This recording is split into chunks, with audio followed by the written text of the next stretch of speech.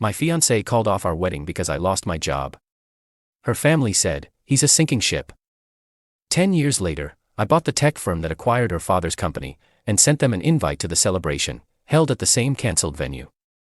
Chapter 1. The dress rehearsal that never was. The wedding was supposed to be on a Sunday. I still remember the exact time, 4 p.m., overlooking the bay at a sunlit vineyard estate just outside of Napa, the kind of venue people post about with hashtags and drone footage. We'd walked through it together weeks earlier, my fiancée clutching a clipboard, her mother talking about lighting angles and floral arches, her father already puffing his chest like he owned the land. Back then, I still had a job. A 6-figure job at a mid-sized software firm in San Francisco. It wasn't flashy, but I managed a team, led critical integrations, and had my own office with glass walls. Respectable. Solid. Predictable. Until it wasn't. 3 weeks before the wedding, the company folded unexpectedly. The investors bailed, the board panicked, and we were all let go with 2 weeks severance. Just like that, I was unemployed, and engaged, with half the vendors paid, and a honeymoon in Greece booked. I told her the night it happened. We were at our favorite Thai place when I broke the news gently. I tried to sound calm, strategic. Told her I had interviews lined up, that I'd freelance to keep money flowing. She didn't even finish her pad CU. Her eyes grew distant. Her mouth flattened. She said she needed to think. By the next morning, she had. "You're not the man I planned to marry," she said, standing by my apartment door. "You promised stability. Not this spiral." I was still in yesterday's clothes. Hadn't slept. Spiral. I repeated. She didn't blink. "My father said this might happen. He said you were a risk that hit harder than the layoff."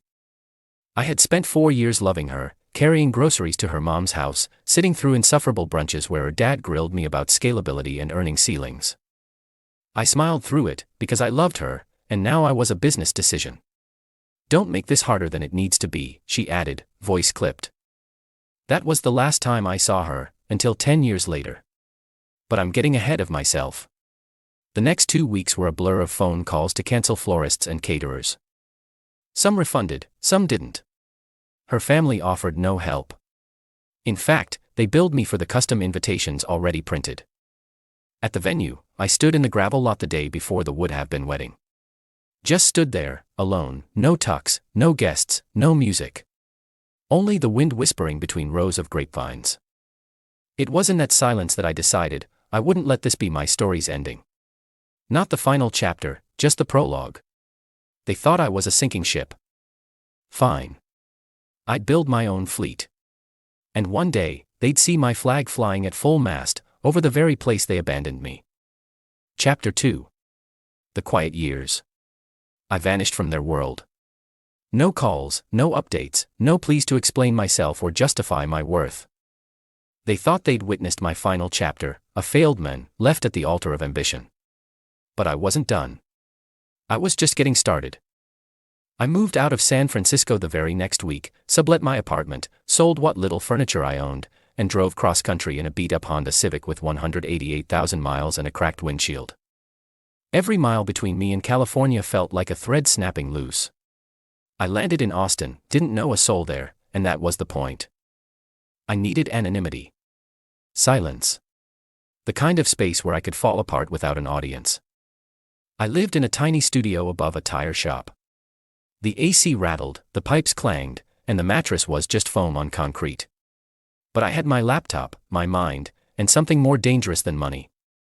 I had purpose. I took freelance coding gigs, the kind no one else wanted, bug fixes, database cleanups, WordPress nightmares. I worked 16-hour days, 7 days a week. I ate peanut butter sandwiches and bulk rice. I stopped checking social media. I let birthdays pass without calls. At night, I learned, taught myself new stacks, explored machine learning, followed tech trends like gospel. I started building prototypes, small tools, APIs, scripts that did boring things well, a form builder for nonprofits, a scheduling app for tutors, a data scraper for journalists. Eventually, I sold one, then another, and by the third, I realized something. I didn't need someone else's platform. I could build my own. By year 3, I had my first small startup, bootstrapped from my closet office. It was ugly, clunky, and filled a niche barely anyone else noticed. But it made money, and it made sense. I brought in 2 co-founders, both people I met online in obscure developer forums. One lived in Nebraska, the other in Idaho. We never even met in person for the first 2 years. But together, we built something real. We focused on what big firms ignored: lean software tools for blue-collar industries, inventory apps for scrapyards, scheduling for mobile welders, CRMS for roofing crews. By year 5, we were grossing mid-7 figures. And we weren't done. I kept my name out of it all, used a different last name in the LLC. Even when TechCrunch wrote a blurb about our seed funding round, I made sure it was the other founder they quoted, because I knew the day would come when I'd need the element of surprise. And it came faster than I expected. Year 7, we absorbed our first competitor. Year 8, we were acquired.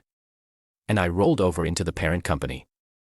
Year 9, I led a stealth acquisition of a mid-tier AI firm in Palo Alto. Guess whose tech stack we replaced? Her father's. That's when I saw the name again, his name. On the executive list of a failing B2B analytics startup, he joined as chief strategy officer right before they began bleeding clients. I watched, silent, until the perfect moment arrived. Year 10, I made the call. My company, now backed by investors who trusted me, acquired the struggling firm outright. I let their board think they were merging. But the paperwork said otherwise. Her father was out. But I didn't fire him through HR. I waited, because I had one more move planned. Chapter 3, The Invitation. 10 years to the day. That's how long it had been since she stood in front of her friends, family, and a fully decorated venue, and left me standing alone. Now. I stood in a corner office on the 45th floor of a downtown tower. Floor-to-ceiling glass, skyline view, espresso in one hand, and an embossed envelope in the other. The venue had been paid in full a decade ago. No refund, no rescheduling, just loss and silence. But I never canceled the booking. Every year, I quietly renewed the reservation. Same date, same ballroom, same name, M. Reynolds. They never questioned it. Just another eccentric CEO throwing private parties. But this year was different. I had the invites printed on the same ivory cardstock she once chose for our wedding. Gold leaf, serif fonts, even the little wax seal she had insisted made it look more royal. Only this time, there was no mention of a wedding. Just 3 simple lines. You are cordially invited to a private celebration of renewal at the Grand Plaza Ballroom, 6 p.m. sharp, formal attire required, and below that, a signature. MC Reynolds, founder and CEO, Revenant Systems. I sent one to her parents, to her father's ex-board members, to the former startup employees who once mocked me in hushed break room conversations about that loser who got dumped at the altar. I even made sure the invitation reached her current fiancé, a VP at a shrinking tech firm that once rejected my application a decade ago. The night arrived. The Grand Plaza looked exactly the same. Same chandeliers, same velvet drapes, same marble bar. I walked in first, suited in deep charcoal, no tie, just presents. My executive team was already there, mingling with VIPs, journalists, and a few industry sharks. But I wasn't looking for them. I was watching the door. At exactly 6:23 p.m., she entered. She looked stunned the moment she stepped inside, like walking into a memory she thought was buried. The gold-trimmed carpet, the string quartet playing softly, the same flower arrangements she once swore were perfect. But this time, she wasn't the bride. She was just a guest. Her parents followed close behind, their smiles quickly fading as they scanned the crowd and saw me. And then, her father froze, his eyes locked on the digital banner above the stage, a celebration of growth, grit, and the power of letting go, hosted by Revenant Systems. He turned pale. I stepped onto the stage, tapped the mic, and smiled at the audience. Good evening, I said. 10 years ago, I was supposed to be married in this very room. I lost everything that night, not just a fiancé, but dignity, direction, and belief in myself. A hush fell. But the thing about hitting rock bottom is that it's solid ground, a foundation. And on that foundation, I built something better than a marriage built on appearances. I paused, letting my gaze fall deliberately onto her family. I built a company, a legacy, a life. Soft applause began to ripple through the crowd. And tonight, I'm not here to shame anyone. I'm here to thank them. Every person who doubted me, underestimated me, walked away when I was down. I smiled. You built this. You made this night possible. I raised my glass. To rejection. May it be the fuel that lights your path home. Their table was empty before dessert. They left in silence. But me. I stayed long after the music stopped. Because revenge didn't come with shouting or broken glasses. It came with power, with presence, with peace. And for the first time in a decade, I finally felt free. Final chapter, the real vow. The celebration ended quietly. No wild party, no champagne showers, just slow jazz, thoughtful conversations, and a handful of guests who truly understood what that night had meant. After everyone left, I stood alone in the ballroom. Same spot I had stood 10 years ago. Tux sharp, future uncertain, waiting for a woman who would never arrive. But this time, the room wasn't filled with whispers or pity. It was filled with the echo of something stronger. Closure. I walked toward the old head table, now stripped of nameplates, candles flickering out. There I sat down and pulled a folded note from my inside pocket. The same note I had written the morning after she left me. Back when I had no company, no plan, just pain. I had written it on hotel stationery. I don't know who I'll become or how I'll survive this. But I swear, I'll never let this moment define me. I will rise, I will matter. I will build something that can't be mocked, erased, or forgotten. And then, I signed it. M. Reynolds. It wasn't a note to her, it was a vow to myself. A promise whispered in defeat, now fulfilled in power.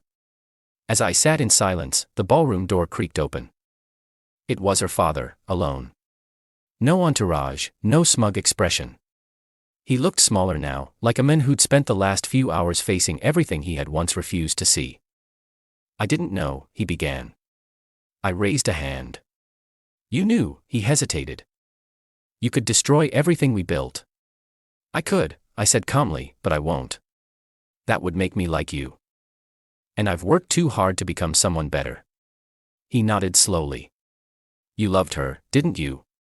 I smiled faintly. I did, but I love myself more now. He left without another word. Weeks passed, articles were written, photos circulated, social media buzzed. Tech CEO stages revenge gala was the headline that trended for days. But for me, that wasn't the real story. Because real revenge isn't loud. It's not public, it's silent transformation. It's the quiet pride you feel when you look in the mirror and know you didn't just survive, you evolved. Today I'm engaged again. Her name is Elise. She didn't fall for my net worth or title. She fell for the men who once fixed servers at midnight with coffee and hope.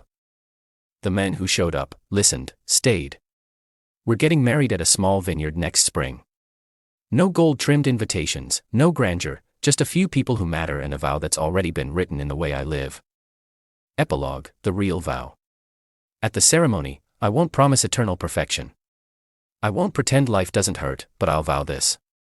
When storms come, I'll hold the umbrella and never run. When the world mocks, I'll be the silence that steadies us. And when you feel small, I'll remind you we are enough. Because real vows aren't said once, they're lived every day. And that's a promise I won't break. Was this revenge the most satisfying you've seen? Comment below.